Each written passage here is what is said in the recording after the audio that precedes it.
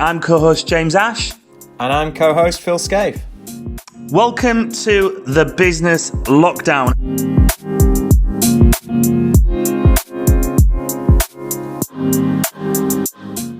Hello and welcome to today's episode of the Business Lockdown.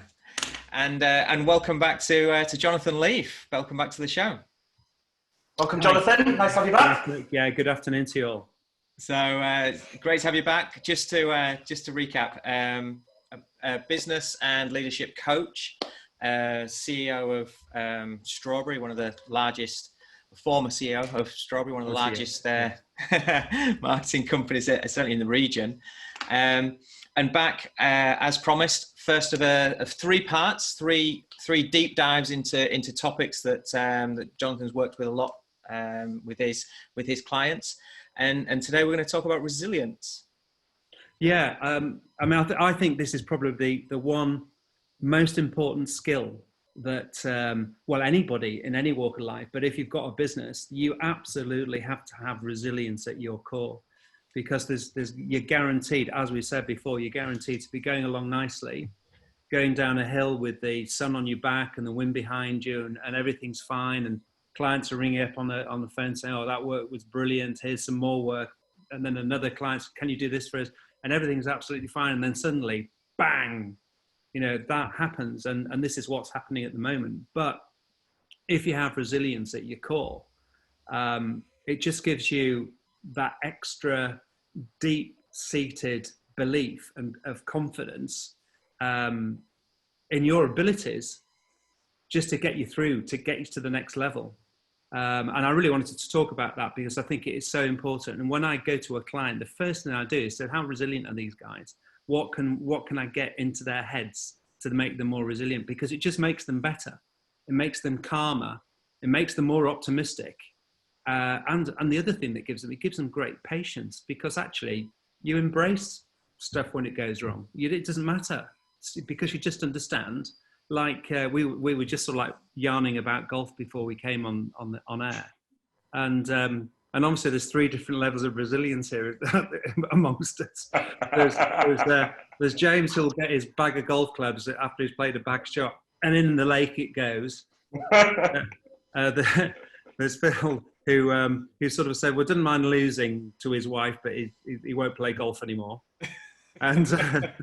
And then there's me, and to be honest, I had a real bad attitude to golf until about 10 years ago, and I had a golf coach, and he said, what we're bothered about? I said, look, you're on a great golf course, sun's shining, you've hit a bad shot, the next one will be better. And lo and behold, it was.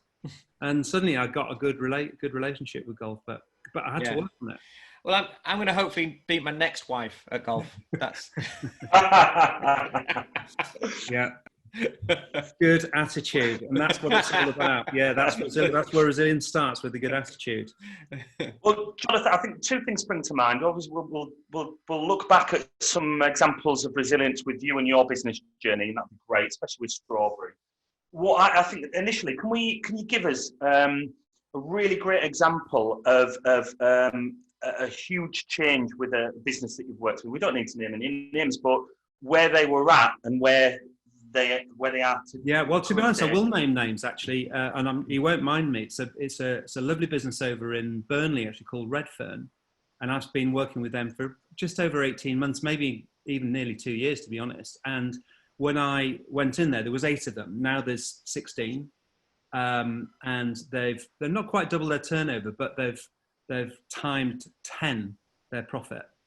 So they have just absolutely gone through the roof, and it's just because they changed their attitude. They were already, they're lovely people, really good, but they were that close to the business, and everything affected them. Everything they had grumpy clients, they had grumpy staff, not all grumpy, but everything was affecting them. So I just said, look, just let's all calm down. In fact, I'll say one thing. When I walked in there, I walked in up the stairs to the right. All the directors were sat in one room, all facing the wall. And you had to go up some steps to get that. I said, no, you've got to change this. You've got to get in amongst the team and listen to what they're saying. But the key difference to them is that they were looking too close. So they were looking a week, 2 weeks, 3 weeks, 4 weeks ahead. And that was not allowing them to build the resilience in the business, because they were literally chasing a little light. rather than looking 2 months, 3 months, 6 months, 12 months. Because when you look further ahead, you've got the journey to go through rather than reacting. They were very, very reactive. So they were harming themselves, their resilience, because as soon as something went wrong, they dived on it and tried to fix it, actually without having the plan. And I was speaking to Sean the other day, and I asked him, I said, what was the biggest thing? He said, so he actually sat down for, over a period of 2-3 weeks, and he wrote a culture book for his business. He said, why we're here, what we do. You know, it's a big strategy type document, I guess, but he focused on the values and the vision of the business. And he got everybody on board to contribute towards it. And he said when that was done, they just sat down there and they all went, and now he sleeps better. He enjoys his work. He wants to go to work, can't wait. He's just got a totally different attitude towards how he operates with his clients. And this is all because of this just mindset change of resilience. It's funny because I was smiling then when you started to give that example. And it's funny because in the last 3 days, Phil and I have had a discussion, and like let's be fair here. We've had to pivot as a business with COVID-19. We had to pivot. We had to do it quickly and confidently at full speed, and change a number of things within the business. And that to do that was a lot of 1 and 4 a.m.ers and everybody being on board with all of that. But now, as we've got processes in place following that pivot, we've realised we are still very sensitive. You know, we're working 1 or 2 days ahead, and that's too short. So we've implemented strategies now that we're now going to get a week ahead, then 2 weeks ahead, and so on and so on. And it's incredible because Phil and I had this conversation, like, this is what we've identified. This is now the approach. Spoke with the team, and the team, you could just, like you said,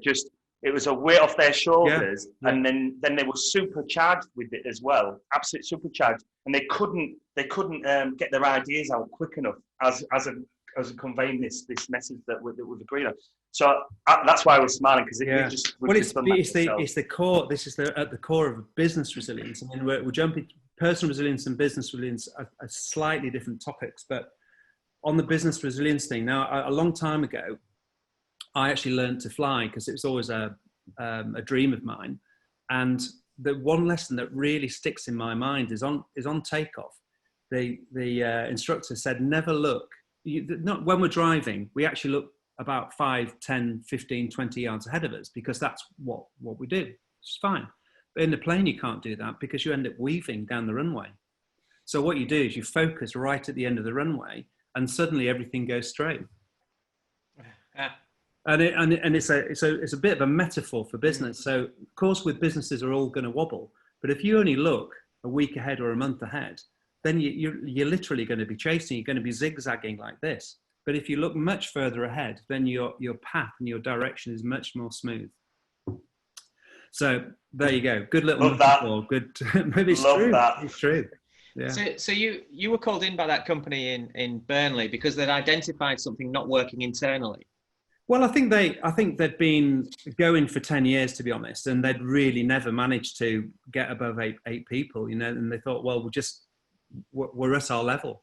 Yeah. What can we do? And so I think that's why they reached out to me, and I identified stuff straight away. And we were, and there were, the great thing about optimistic people and people with good resilience that necessarily hasn't been brought out is that they're very open-minded. And so the open-minded people, you can teach them anything. You two are very open-minded. I mean, or else you wouldn't be doing this. You know, you've got to be very, very open-minded, because if you sat there and you think you know everything, you're lost already, haven't you? You've lost the game. But if you have an open mind and you take everything in, then you can just carry on. So they were open-minded. I went in, just started to tweak a few little things and got them rolling again. Got them. Now we went from having a month plan to a 5-year plan. Clearly, we've had to change it, but that's the fun about having a plan. You know, a plan is changeable. You know, as the military say, the best plan does not survive contact with the enemy. Yeah. You know, and that's a metaphor for what we're going through at the moment. So you just have to change plans. But you know, if you're resilient, it doesn't matter, because you're patient and you expect bad stuff to happen. when in your business journey, Jonathan, is there one moment that stands out when your resilience was tested the most? Oh, many. Yeah, No, seriously. I mean, I thought there really, might be a few, but that's why I was like, really many. Gosh, there's probably just too many to actually talk about. I guess probably the great thing about sort of like starting business when you're young is that you're naive and you don't realize how bad it's going to be. And then the more you know, the more scary it gets, and the more you've got to lose. So it's a different type of resilience. So it sort of changes, James. I think that's probably the best answer I can give. My resilience has definitely changed through my life. Probably my earliest example of resilience was when I was in the band. Because I remember we were doing like a mini tour of a week, and would play to about 1,000 people up at some university up north, and then would travel, and we went down really well, but we hadn't played particularly well, but we went down really well, and we travelled down to London, and we played at a small little club in Clapham to 10 people, and what's worse, we were on a percentage of the door. Oh.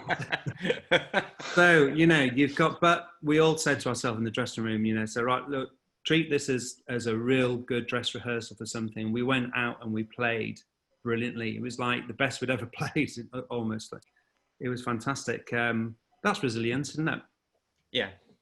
Phil, I bounce that to Phil. I'm curious, is there one that stands out to you? A big one jumps to mind from a personal resilience point of view. I think in a business point of view, when key personnel leave, or you deem them being so pivotal to your business and to your path and where you're going as a team, and then they do that thing, can I have a word? And it's like whenever someone wants to have a word, it's going one way.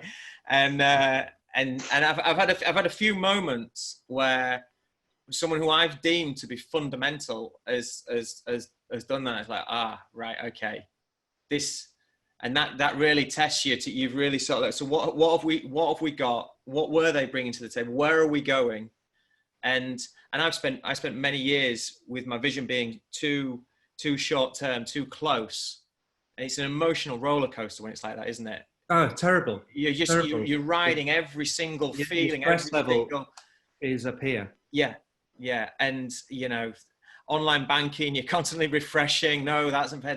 It's just, But as soon as you, like you say, as soon as you push that out and you get your head up from the desk and you see it further away, and it's you get some sanity back, don't you? You do. I mean, that's a fantastic example actually, because clearly when you're employing 40 people are coming and going all the time. I mean, actually, I finally came to the conclusion that it was the healthiest thing you could possibly do to sort of like keep on changing your DNA and bringing new genes into the pool, if you like. And when someone left, whether they were senior or whatever, I always saw it as an opportunity. You were very, very thankful that they were with you for their time, however long it was, and you moved on. They moved on, you move on, and you make it quick. But it takes quite a business maturity to get to that state of mind, doesn't it? Definitely. When it first happens, it's awful. You feel as though you've been jilted. You feel as though someone's been having an affair behind your back. Yeah, that's how it feels. But eventually, I processed that, and probably for the last 10, 15 years, I've actually been recommending to people, say, look, we need to have this regular turnover of people. It doesn't want to be too high, but it definitely doesn't want to be too low either. Yeah. Because if it's too low, then you get a bit static as well. So you need to keep it, bringing new genes into the pool for sure. Yeah, absolutely. What consistencies do you see, Jonathan, with individuals? We were talking about business resilience, and you said the differentiation between personal resilience and business resilience. Well, personal resilience is, I've pretty much got... Do you see consistency? Yeah, I do. The personal, there are 4 things that people do who become very resilient, and they have to do this. You learn it as well. You've got to be optimistic. You've got to be patient. Those 2 things are mandatory. It's just like calm down. Rather than, if you get a bad email come to you, everybody, you just want to get on and reply to it. No, don't do that. Calm down. Do it tomorrow. Get time to think about it, process it, be patient. The other thing is really find a sense of purpose in your life, whatever that is. And it can be many things. It doesn't want to be, it can be many things. I mean, lots of people have very different motivations. So whatever your motivation is, you need to find it, and you might have many. And don't make one of them money, because that's not resilient, for sure. That's easy come, easy go. You know, it's got to have something much deeper, much more spiritual, if you like, than that. Number 3 is you've really got to look after yourself. I mean, that really goes without saying, because if you want to be resilient, then your body is very fragile. Your mind is very fragile. So if you've got a fragile mind and a fragile body, that's not going to work. A fragile mind in a looked after body is going to stand a better chance. And a looked after mind in a looked after body is unbreakable. And then the other thing that people always constantly get wrong, establish achievable goals. Because whilst this is my personal point of view, and be interesting to see what you guys say, people say, well, if you reach for the stars, you'll fall on the moon or something like that. No, for me, I like to achieve achievable goals, because once you've achieved that, you go again and you go again, and you get some satisfaction. You build up that level of confidence and persistence. But if your goals are too high, then you're just going to be disappointing yourself all the time, or the goals become they don't mean anything. I don't know. What do you think, James? You'll have a good idea about this. Well, Phil, or shall I? I'm interested. I'm big on this one. I'm all right. I tell you what, my stance on it is waypoints. I believe that I do set goals that are too far, but I do set waypoints, and I think that's along the way. And I know that I have these conversations with my boys as well about goals and having them stretch but not break. You know, just so you get in that zone of growth without just going, well, there's no point. There's no point. So it is getting in that zone. But yeah, go on then, James. Well, I've gone through a pretty spectacular transformation the past 18 months. More self-awareness, self-investment, more time on my own than ever by a long way. And I knew I always used to love the drive. I used to love the journey and going for that, because so much stuff would come along the way. And I had such a fortunate gift when I essentially got to a point of achievement now, and where, you know, people have different motivators, we know, and some like want the nice car or want no mortgage and a beautiful girlfriend and all of that. And I got to a point where I on the surface I achieved them all. I had the nice car, no mortgage, attractive girlfriend, all of that, and it was the greatest gift I've ever had, because I got to that point and it was like just taking a step back, and I looked at my situation, and within a week I had a flight booked and I left and I gave everything up. And since I've realised that what I really need is I need that something that buzzes to drive me towards, because I know so much stuff happens. Absolutely, so much stuff, journeys, experiences, meeting new people, all of that. And actually, I met. I'll give you an example, which has always stuck. I met 2 climbers. I was in Santiago, Chile. There's 2 American climbers. And whenever I meet anyone, I'm like, right, whatever background they're from, I just want to understand and learn. And they were proper climbers, you know. And I remember saying, so tell me about what you're doing. God, that was great. And someone who doesn't climb, I thought, God, that feeling when you get to the top of the mountain must be so amazing. I mean, that must be once you get there. And they were like, it isn't actually. Now we get down as soon as we can and get back and then look towards the next one.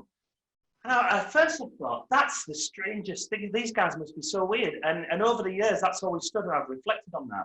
And it's like, it's the journey, it's the approach to it, it's how they work together. It's during it, sleeping on the side of a mountain off one of those tents with just like that. That's there. And that really resonates with me. Yeah. And I don't need to. I think if I achieved that thing, you hear many people as people who are driven by money and they want to make their first million, and then when they get there, they're like, right, what do I do now? It isn't what I imagined it would be. Things don't. Actually, when we batten the hatches down and think about things very carefully, things don't mean anything. They really don't. And as you grow older, you realise how little things mean. There's experiences are everything. Because I mean, this is just sort of moving on from that as well. There's other 4 points that actually resilience in your work. These are 4 pointers. So you've got to build positive beliefs in your abilities. That's the most important thing. You've got to believe that you have the ability to do something with realism, of course. To do that, you've got to develop your problem solving skills, because if you can just say, right, I've got an issue, how can I solve this problem? You can work the problem. You can look for a miracle. That generally doesn't happen. So you just work the problem. So it's almost the more time you have, the more time that these things are thrown at you, if you develop your problem solving skills, you just immediately become more resilient and calmer. And this is like putting your plan down on paper. When the crisis happened, the first thing that I got my people to do, let's have a plan for a month.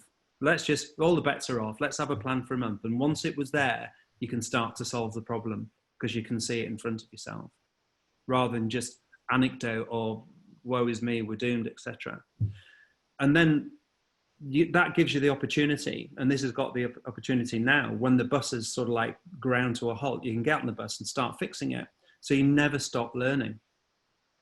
Never ever stop learning. So, in the last 4 to 6 weeks, my knowledge about stuff has gone through the roof because I've had so much time to read and listen and talk on these sort of things. Really sort of like my knowledge has gone through the roof again, which is great, which is I love. And then the final thing on around work things, just embrace change. If change is going to happen, just embrace it. It's the best thing. If we touched on it on our last vodcast. If you don't embrace change, then you're going backwards. You've just got to keep rolling forwards. Everything that you do and everything that you change is always a good thing. And constantly change things, even in small increments, because the small increments over a period of time add up to a lot. Yeah, it's interesting because we just done the psychometric test, haven't we, with Martin Johnson, and which one did you do? Print. Print. Yeah. And we came out exactly the same. And when we looked at our possible triggers, was people who are inflexible, rigid behaviour, won't try new things, and what you're saying now is what you need. Is the opposite, and what we may struggle with people. What I'm curious to ask you both. You just said about problem solving and solving a problem, finding a solution. Do you both find that your abilities with problem solving are universal, or do you have real strengths in a certain problem that might come up, and then something that's essentially simple to many, is impossible to do? If that makes sense. If I give you an example. I'll give you an example. Yeah, go on. Yeah. Oh, yeah, Jonathan? Yeah. Well, I feel equipped now with my advancing years that I can sort of like get in and solve a lot of problems. The one things I shy away from are DIY problems. That's the one thing I can't do. My brain is not, I just can't do it, honestly. My brain is absolutely, comes to baby brain when it comes to DIY stuff. Just can't do it. But other sort of like complex, and the more complex the problem is, the happier I am. That's, yeah. Wow. Yeah, I can relate to that and understand what you mean. My default, like a physical problem, I struggle with far more than something I can think the solution to, which I think is on similar grounds. But your question, you were saying, is there sort of like a niche that you aim for, is like a toolkit for a solution, or can you go wider?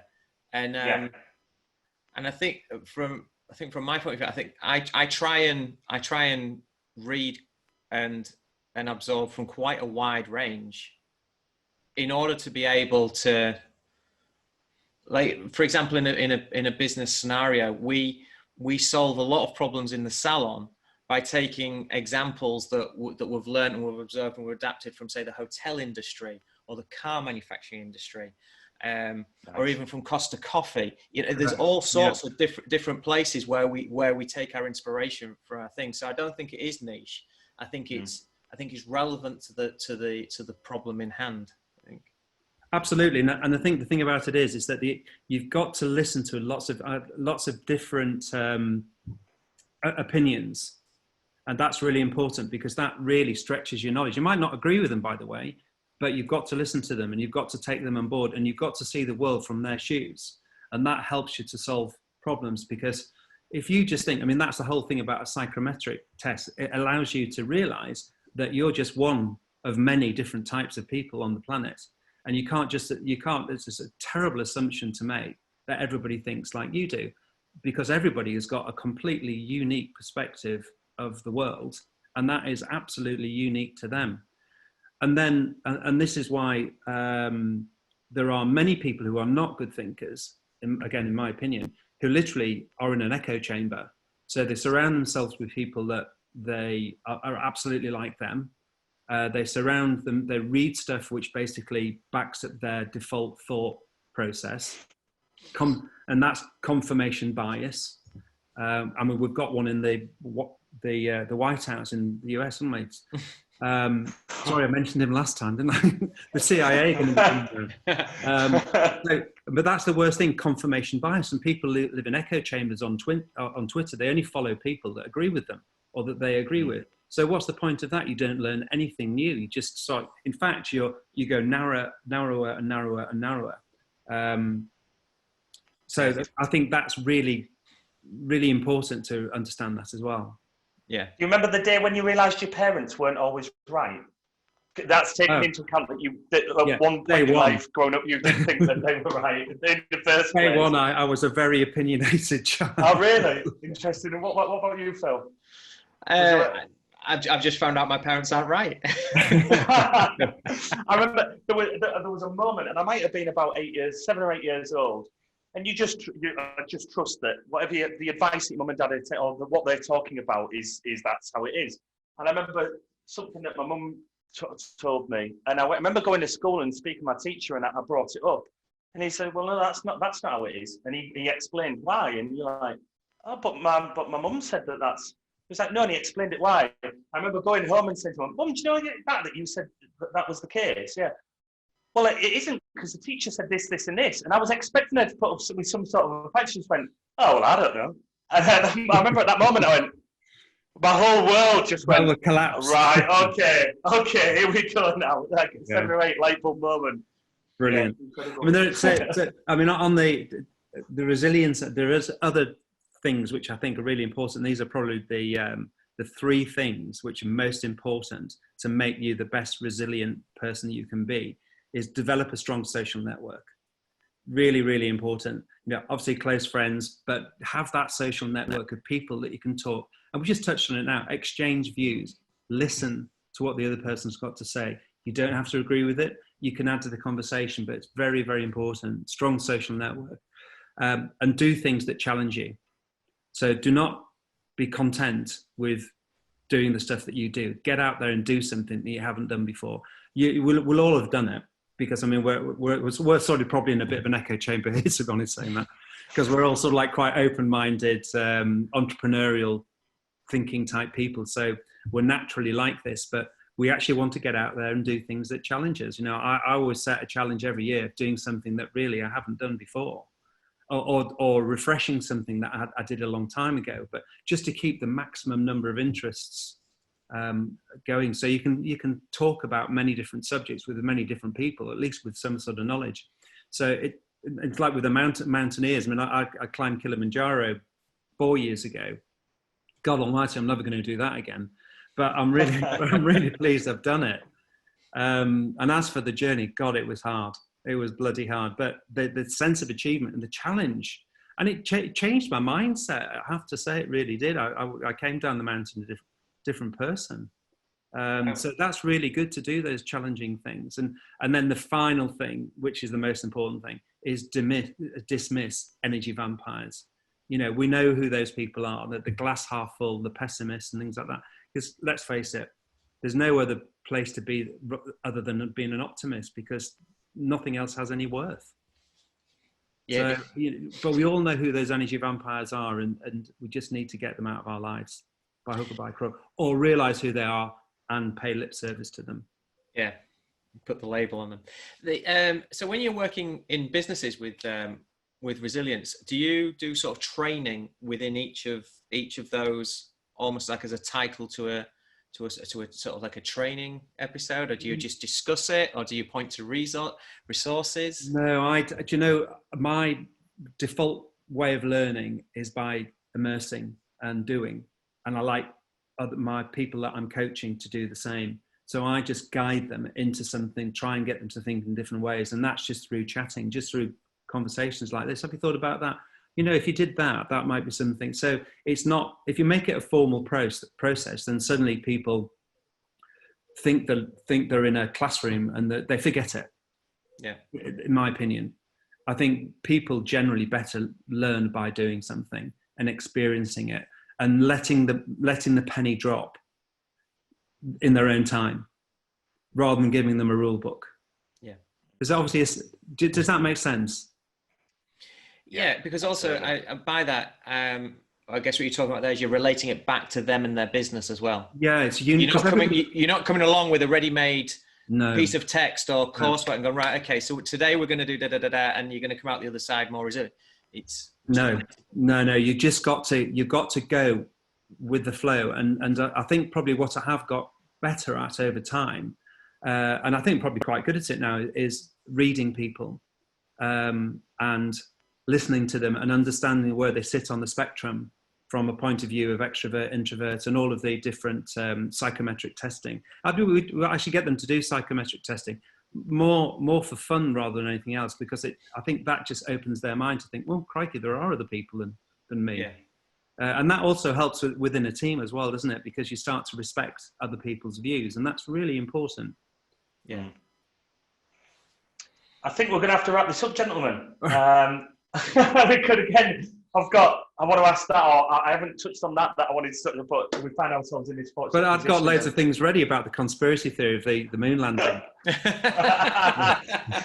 that'll be a new series next season. Okay. Episode, brilliant. Which is it? I think I touched on your first episode that we've got Miriam, who's based in Amsterdam, and her and her team have started a podcast based on I'd love to listen to it. You see, but you've got to be able to listen to people who've got an alternative opinion, because if they truly believe it, they truly believe it, and it's their version of reality. So they're entitled to it, and you must listen to them. It doesn't mean they're right, but. Well, this has been the first of a 3-part series, and this has been Business Resilience, Building a Bulletproof Business. Next episode, we'll be retreating to the core, ready to go again. And then we'll be covering episode 3, which will be going for high growth after the lockdown. So amazing content. Really nice to do this differently as well and focus on niche topics that we're covering. So, and Jonathan, just remind people where they can find you. Well, find me on LinkedIn. Obviously, Jonathan Leafe is quite a unique name, so please just connect with me and drop me a message. Please do. Or leaf.co.uk is my website, and don't forget to add the E on the end of Leaf. Leaf with an E. Oh yeah, you got that before I did. Thanks so much, mate. It's been an absolute pleasure. Great to see you. Thank you, Jonathan. Pleasure. Thanks so much. See you soon.